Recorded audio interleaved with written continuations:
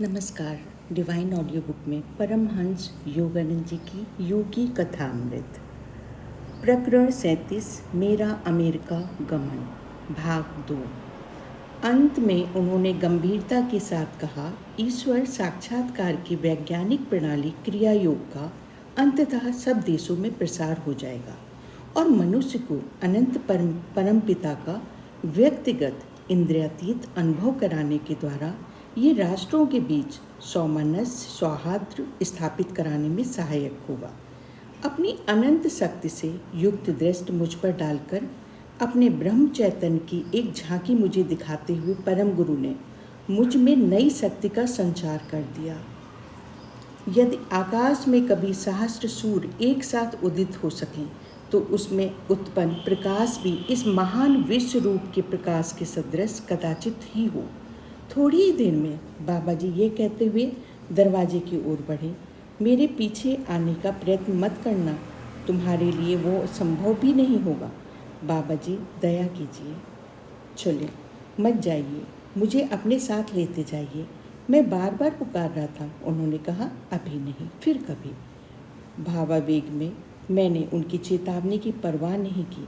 जैसे ही मैंने उनके पीछे जाने का प्रयत्न किया, मुझे ज्ञात हुआ कि मेरे पांव जमीन से पक्के चिपक गए। दरवाजे पर पहुंचकर बाबा जी ने मुझ पर एक प्रेम भरी दृष्टि डाली। मेरी आंखें तीव्र लालसा से उन पर ही जमी हुई थी। उन्होंने आशीर्वाद देने की मुद्रा में हाथ उठाया और चले गए।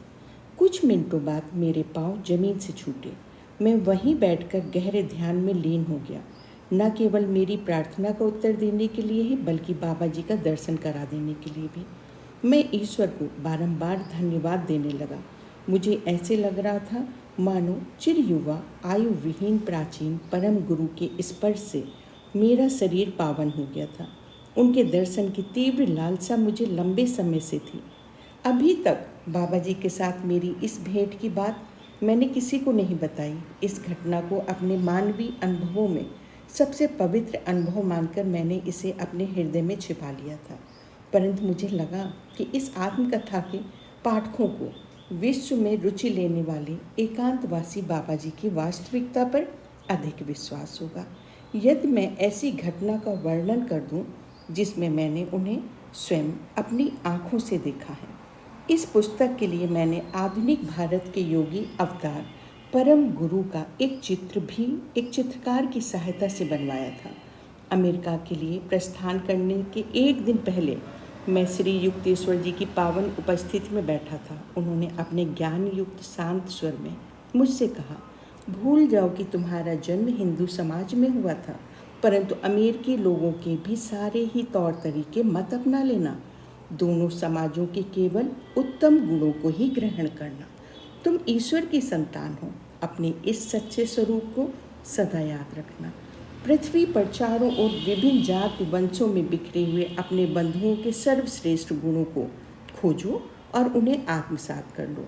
फिर उन्होंने मुझे आशीर्वाद दिया, ईश्वर की खोज करने के लिए जो भी श्रद्धा के साथ तुम्हारे पास आएगा, तुम्हारे द्वारा उनकी सहायता होकर रहेगी। जब तुम उन पर दृष्टिपात करोगे तब तुम्हारी आँखों से निःसृत होता आध्यात्मिक प्रभाव उनके मस्तिष्क में प्रवेश करेगा और उनकी भौतिक प्रवृत्तियाँ और आदतों को परिवर्तित करके उन्हें और अधिक ईश्वराभिमुख कर देगा। फिर मुस्कुराते हुए वो बोले, सच्चे जिज्ञासुओं को आकर्षित करने के मामले में तुम्हारी नीयत बहुत अच्छी है। तुम जहाँ भी जाओगे, चाहे वो जंगल ही क्यों ना हो, तुम्हें सच्चे मित्र मिलते रहेंगे। श्री युक्तेश्वर जी के इन दोनों ही आशीर्वादों की पूर्ति भली भांति हुई। मैं अमेरिका अकेला ही आया, जहाँ मेरा एक भी मित्र नहीं था, परंतु यहाँ हजारों लोग मुझे मिले जो आत्मा के कालातीत शिक्षाओं को ग्रहण करने के लिए तैयार बैठे थे। विश्व युद्ध के बाद अमेरिका जाने वाले पहले ही यात्री जहाज द सिटी ऑफ स्पार्टा पर सवार होकर मैंने अगस्त 1920 में भारत से प्रस्थान किया। पासपोर्ट प्राप्त करने में लाल फीताशाही की एक अनेकानेक कठिनाइयाँ आई, जो लगभग चमत्कारी रूप से ही दूर हुई, और तब कहीं जाकर मैं जहाज़ पर यात्रा के लिए टिकट पा सका।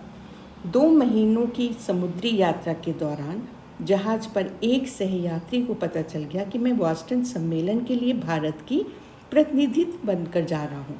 मेरे नाम का विचित्र उच्चारण करते हुए आगे मुझे अमेरिकी लोगों द्वारा जिन अजीब अजीब तरीक़ों से अपने नाम का उच्चारण सुनना था, उनमें से केवल पहला था। उसने मुझसे कहा, स्वामी योगानंद, अगले गुरुवार की रात को हम यात्रियों के लिए एक व्याख्यान देकर कृपया हमें अनुग्रहित करें, जीवन का युद्ध और उसे कैसे लड़ें विषय पर व्याख्यान से हम सबको बड़ा लाभ होगा। अफसोस, बुधवार के आते ही मुझे पता चला कि पहले मुझे अपने जीवन का युद्ध लड़ना था। अंग्रेजी में व्याख्यान देने के लिए अपने विचारों को एक सूत्र में गूंथने का मैंने हर तरह से प्रयास कर लिया, परंतु सब व्यर्थ। आखिर मैंने तैयारी करने का प्रयास छोड़ ही दिया। जीन काठी देखते ही भड़क उठने वाले नए घोड़े की तरह मेरे विचार भी अंग्रेजी व्याकरण के साथ कोई सहयोग करने के लिए तैयार ही नहीं थे। परंतु गुरुदेव के पिछले आश्वासनों पर पूर्ण विश्वास रखते हुए मैं गुरुवार को जहाज के सैलून पर अपने श्रोताओं के सामने जाकर खड़ा हो गया। मेरे मुंह से एक भी शब्द नहीं निकला। वहाँ उपस्थित लोगों के सामने मैं अवाक बनकर खड़ा रहा।